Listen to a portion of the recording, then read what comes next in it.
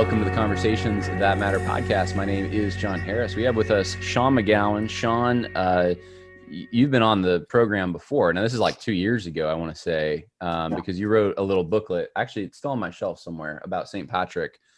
And we talked about St. Patrick on St. Patrick's Day. And so it's been a while. It's been at least, I think, 2 years. But you're a Presbyterian minister. Westminster, Tallahassee is where you pastor, and people can find you on Facebook. You've written the booklet I just mentioned about St. Patrick, as well as a booklet on false teachings on baptism. So I kid. So I want to talk to you, though, because I'm not a Presbyterian, and I know there's some people who listen who are. And you're a Presbyterian pastor. You were just at the General Assembly, which took place the week after, I think it's the week after, 2 weeks after the Southern Baptist Convention.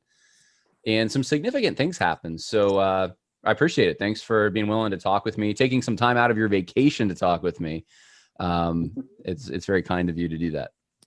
Yeah, thanks, John. I enjoyed being on here. You've grown quite a bit since we've been on last, I must say. Your platform has, at least. So congrats. Oh. For a minute, yeah, I was like, "What? Did I gain a lot of weight?" No. Yes, no. The platform has gotten slightly bigger, and yeah, praise God. It's just God is the one that brings the increase. So, we're just trying to preach the truth, spread the word, and bring some discernment to bear on some of the things that are happening, because they're not all good. But there are some things good going on in the PCA, from what I understand, and my information's limited, but. Could you just start out, just kind of give us the vibe of the General Assembly meeting that you were just at? I mean, when you look at what happened at the Southern Baptist Convention, does the PCA feel pessimistic, going in a hard left direction, or does the PCA seem like it's on a better track? Yeah, well, I guess that depends on who you ask, but I know, circles that I run in, and even my own thinking going into the General Assembly. I think the trajectory was a positive one.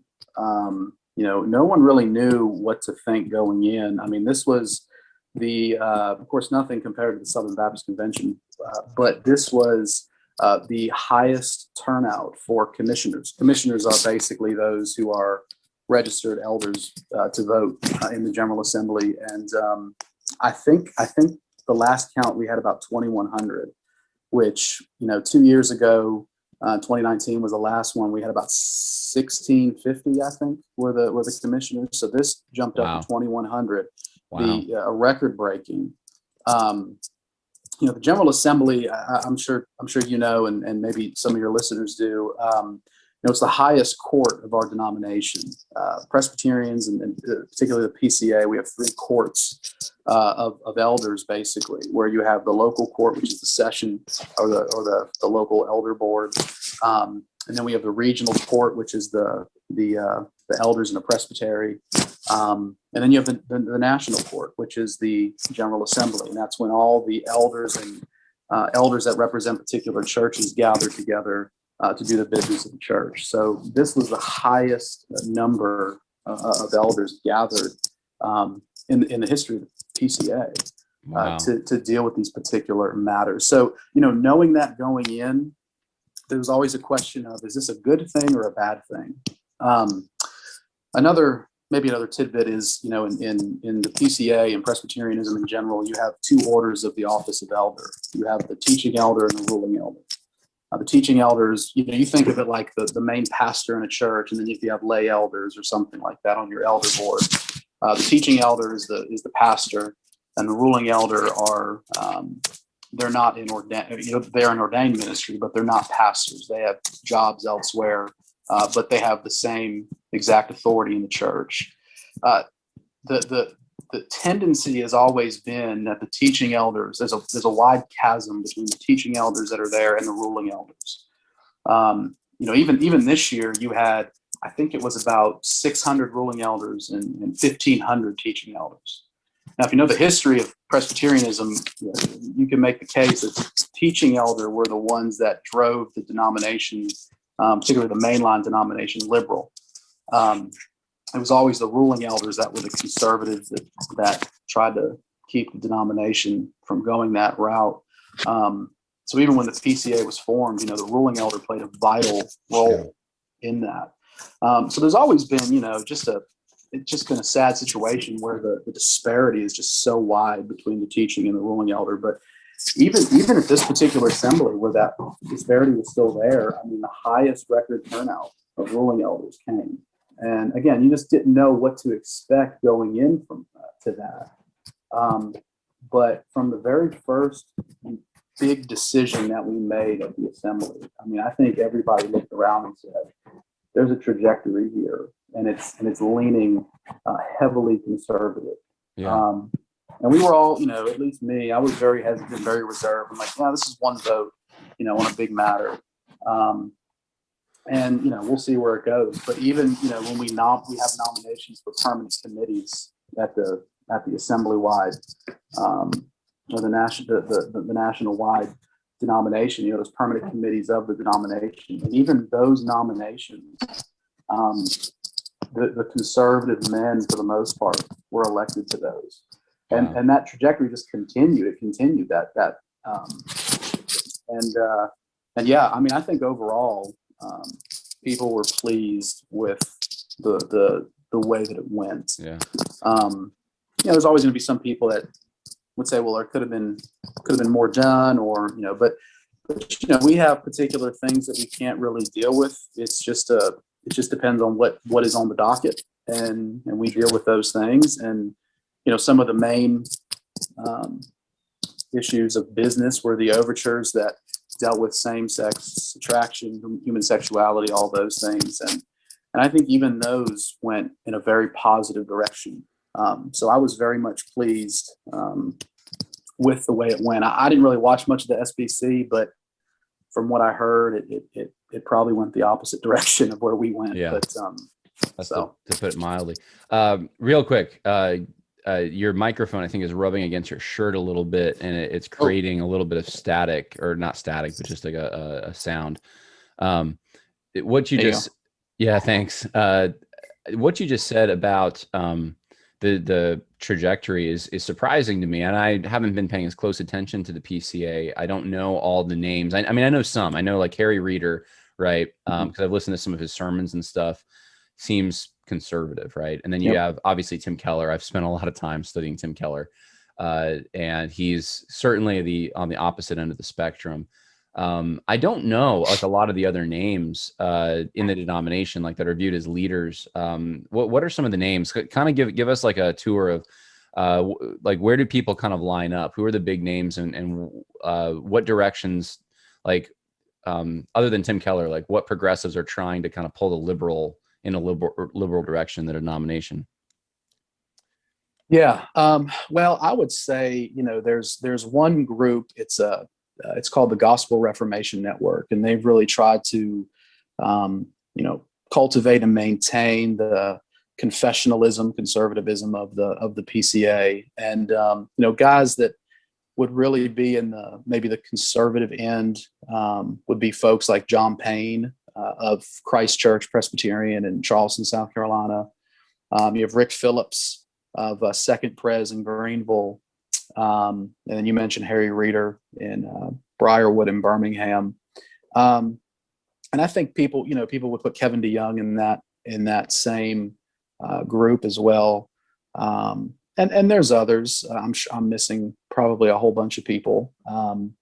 But there's a lot of people that have well known and have platforms that would go in that particular camp, as opposed to the other side, that are more missional minded, they would say, and trying to keep the denomination as a big tent kind of denomination.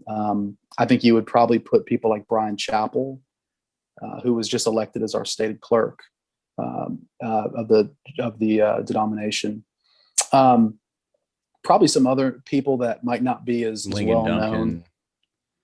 Well, right. That depends on who you talk to. Really? Duncan. So I got to ask this then, because when I think of like SBC, when people will say, okay, who are the more conservative theologically people in the SBC? You're talking about people in this day and age, in the current moment we're in, who reject social justice ethics, egalitarianism.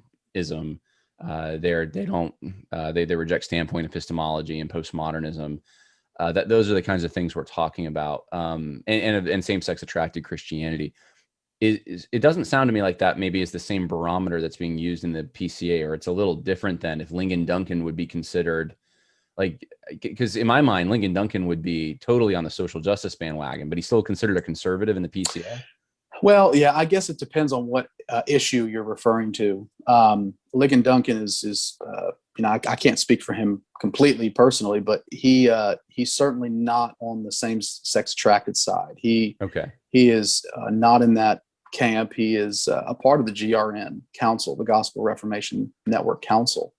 So he is a part of kind of this maintaining this confessionalism, this conservatism in the PCA.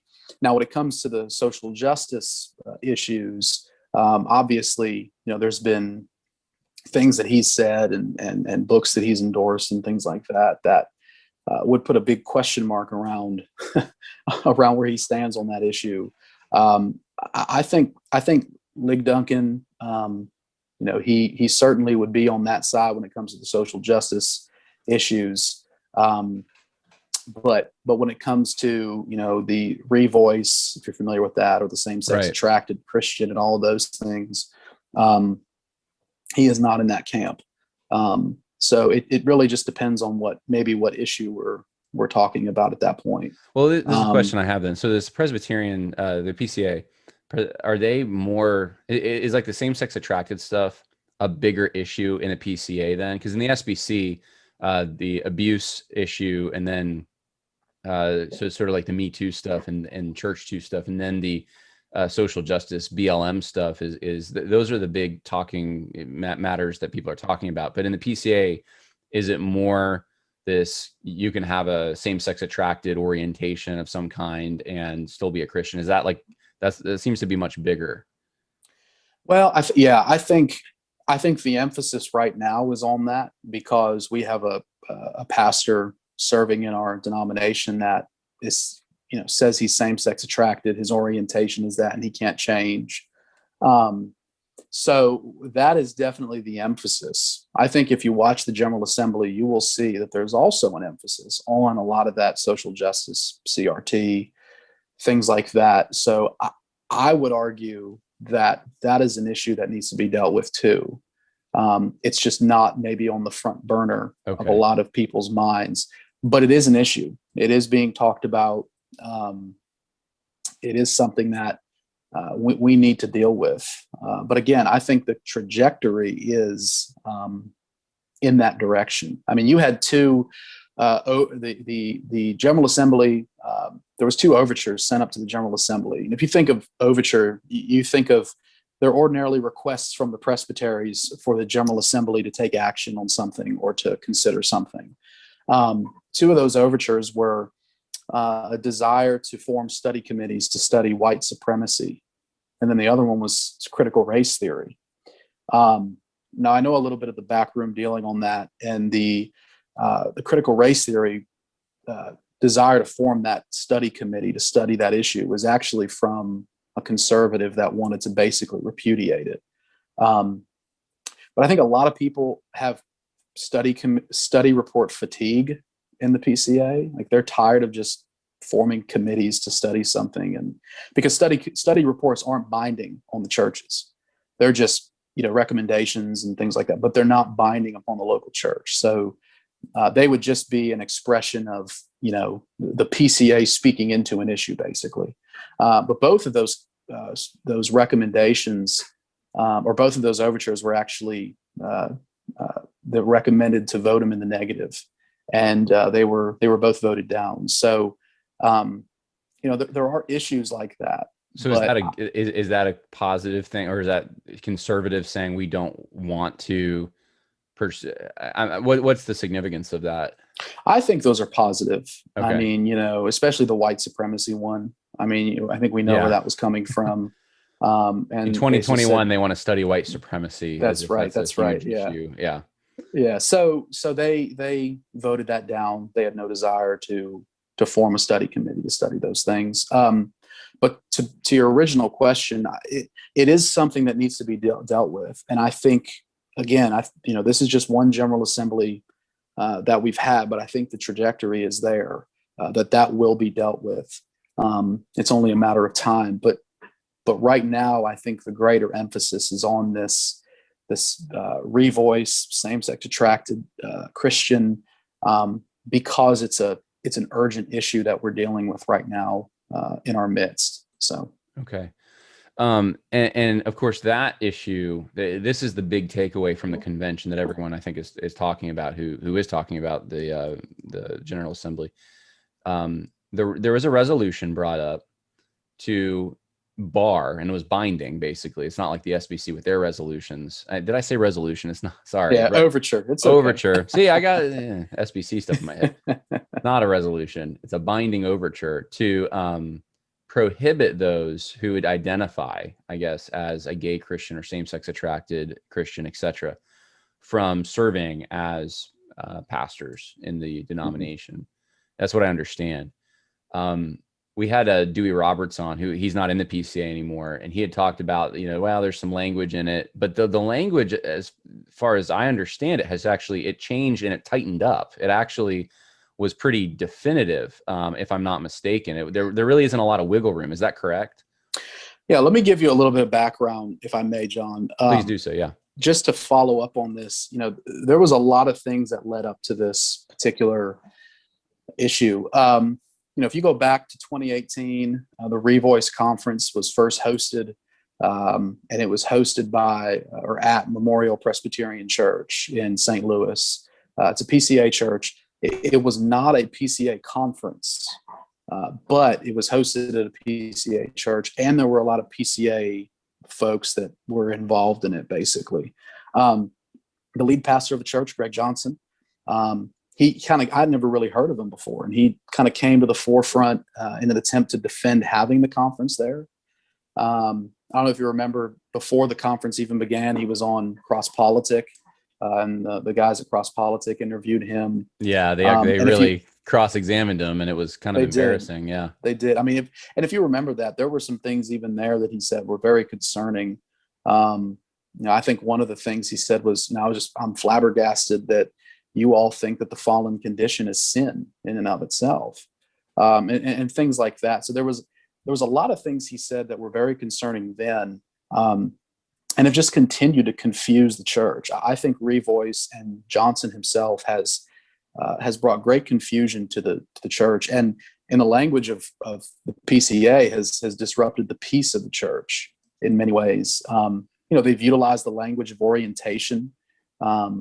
An orientation that Scripture says is against nature and is it's dishonorable. There's dishonorable passions and things like that.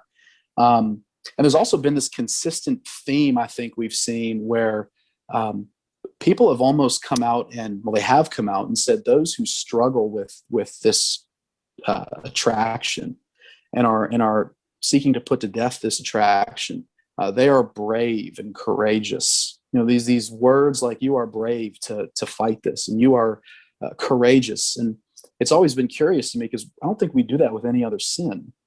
I mean, when we struggle against lust, right, and we have victory over it, I don't consider that brave and courageous. I consider that as simply doing what we are called to do as new creatures in Christ. Say, to pick the sin of the day that is, or the perceived sin that's out there, white supremacy, that's, such a problem in the left's mind.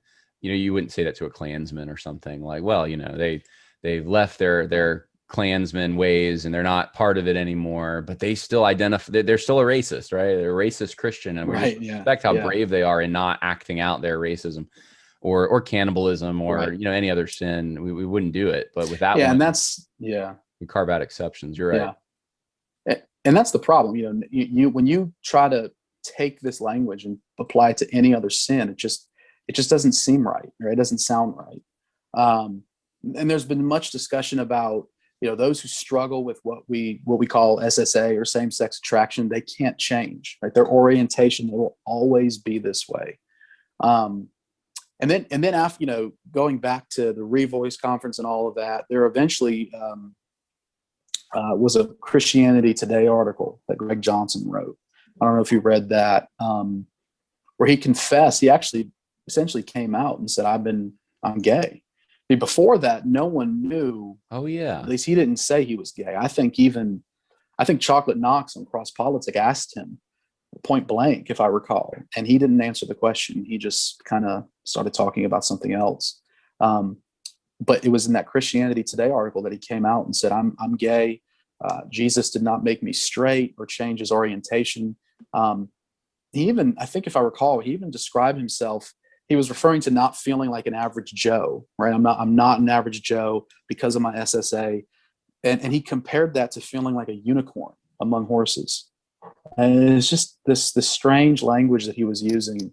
And then eventually on the floor of General Assembly in 2019, he compared his SSA to paraplegia. And I think I remember that being a sticking point for a lot of people. And, you're comparing your same-sex attraction to a paraplegic, which made me ask the question, how is that comparable, right? You either have to deny the sinfulness of SSA, same-sex attraction, or argue that paraplegia is somehow sinful. I don't know how those can be compared. Right. And and to just be clear, I don't believe Greg Johnson says the attraction is not sinful. I don't think he says that. But when he does things like that, when he compares those two, it's hard to not see that you're at least insinuating that paraplegia is somehow sinful. And I've never seen him attempt to explain that statement, but that was what he said on the floor of the 2019 General Assembly. So the issue that we kind of had now is that we have a PCA teaching elder or pastor that identifies as gay as in his orientation, and there's others like him as well. So some are basically, what they're doing is they're arguing that the orientation itself is not something that needs to be mortified, right? The lusts that come from it and any action that arise out of the orientation, yes, we must put them to death, but the orientation itself is not sin. It might be of sin, it's of the fall, it's a product of the fall, but it's not sinful in Right. itself. So anyway, that's what really led up to these overtures to the General Assembly. And I'll put my cards on the table. Overture 23, which is the one you were referring to, that actually came from the session of my church before I got here. So it came from my session. It was passed by the presbytery, the regional body that our church is a member of, and it was sent up to the General Assembly. So we had a vested interest in listening to this and seeing it play out. And basically what happens in the assembly is, before the assembly meets, you have these committee of commissioners. And they're basically elders from different presbyteries that are sent up to really serve the assembly, basically, in dealing with some of the business before it gets to the floor. You think of like a committee in Congress, right? That they talk to a candidate for a nominee for something, right, in Congress, and they deal with that nominee before they get to the floor of the Senate or the floor of the House. I mean, that's maybe a weak analogy, but it's kind of similar in some ways. So one committee is called the Overtures Committee, and this is a group of elders from all the presbyteries that come, and they basically meet before the assembly begins, and they consider the overtures. They debate the overtures.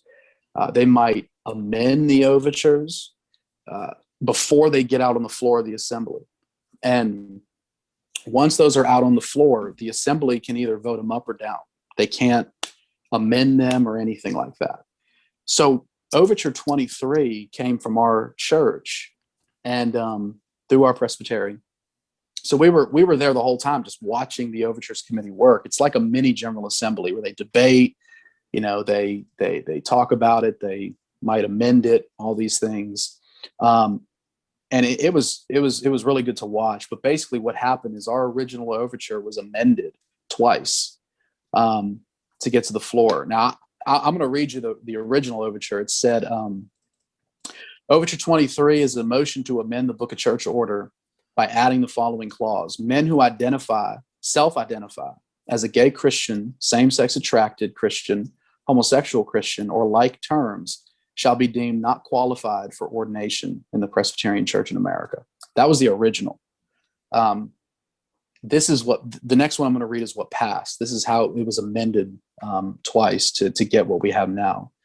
It says officers in the Presbyterian Church in America must be above reproach in their walk and Christ-like in their character. Those who profess an identity, such as but not limited to gay Christian, same-sex attracted Christian, homosexual Christian, or the like terms, that undermines or contradicts their identity as new creations in Christ, either by denying the sinfulness of fallen desires, such as but not limited to same-sex attraction, or by denying the reality and hope of progressive sanctification, or by failing to pursue spirit-empowered victory over their sinful temptations, inclinations, and actions are not qualified for ordained office. That was what came to the floor, and that passed by a vote of 1438 to 417. So it was an overwhelming vote. So that's not the end, though. That how we amend, you think of how we amend the Constitution, how we amend the Book of Church Order is it has to pass a majority of this assembly, which it did. Now it goes to the presbyteries. There's 88 presbyteries in the PCA. It has to pass 2/3 of them. So it has to get 59, I believe, of the presbyteries to approve this. And then if they do, then it goes back to the next year's General Assembly to be voted on one more time. And if it passes that, then it's added to our Constitution. Wow, it's hard to get something. It's harder to amend the Westminster Confession. Oh well, yeah, it should. And you don't amend the Bible. We don't do that. So. I'm glad you haven't gone there yet. So this is a positive thing in your mind, then.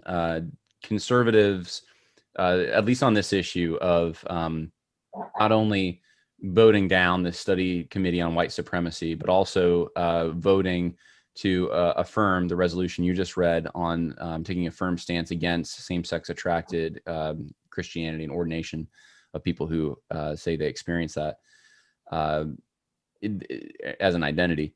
This is something that was unexpected, at least. You going into this, you didn't think that it was going to be passed in that overwhelming of a margin. It sounds like I didn't. I thought it was going to get voted down. So I thought it was. What do you attribute that to? Because I had this sort of a thought in the SBC. I thought there were going to be more conservatives showing up at the SBC, and the SBC is totally different. But I just didn't think. I thought the PCA was further down the road than the SBC on a lot of this stuff. But maybe I'm wrong on that.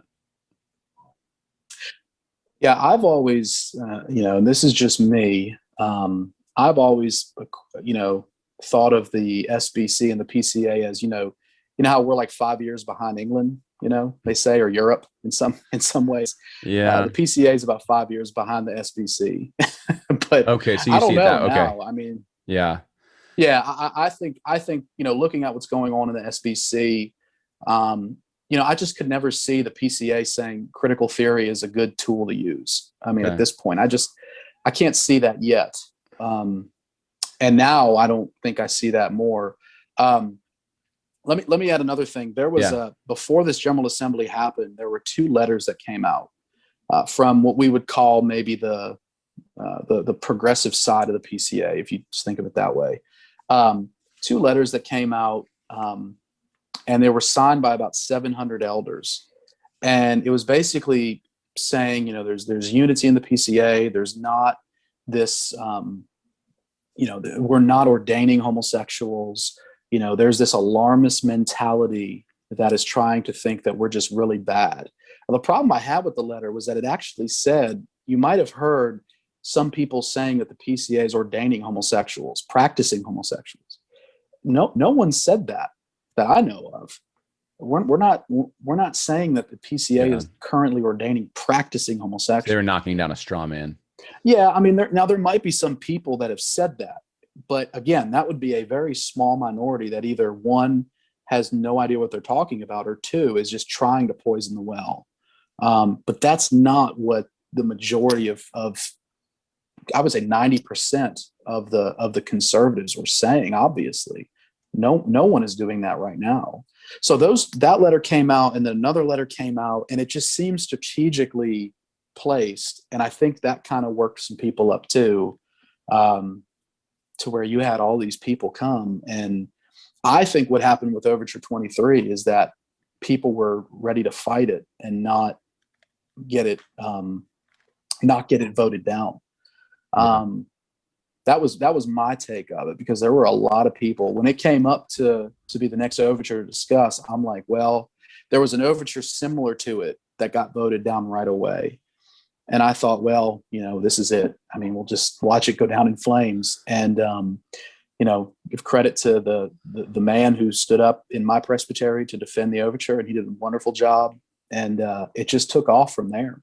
Wow. And so it was great to hear. It was really good. So you're comfortable right now staying in the PCA at least for a little while longer? I am. Good. Yeah, okay. I am. I think there is like I said, a good. We have good traction. We're going in a good direction. Now, again, don't hear me saying everything's perfect, because it's not. You can watch some of that video of the live stream and see for yourself. There's a lot of issues we have to deal with still.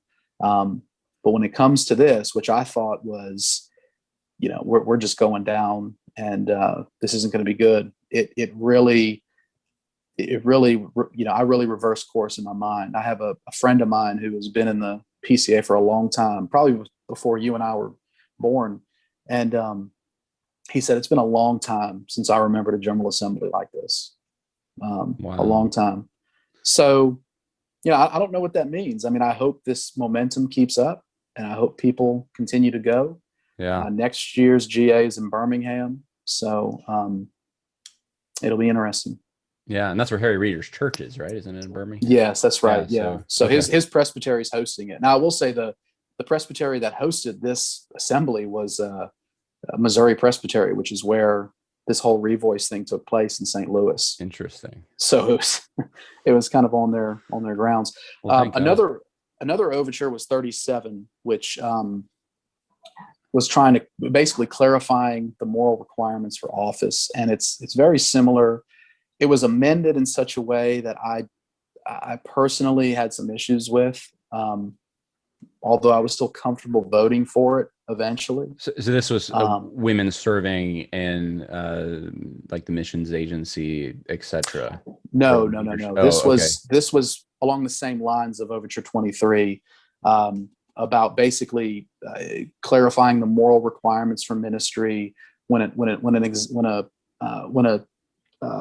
basically a candidate for ministry, when he's up for examination, they're also going to examine the candidate's personal character, giving attention to notorious concerns like sexual immorality, homosexuality, I got you now. all those things. So there were it was really good originally, but it was amended in the Overtures Committee, and I had problems with how it was amended. I thought it was amended in such a way to kind of blow it up, basically. But poison pills, huh? Yeah, but it was passed again. That was passed 1130 to 692. So again, that was an overwhelming. I will say, some are. I mean, I've heard people argue that there's still a back door for people who identify this way to be ordained, and I've heard people say we didn't really deal with everything. But again, I think we're moving in the right direction.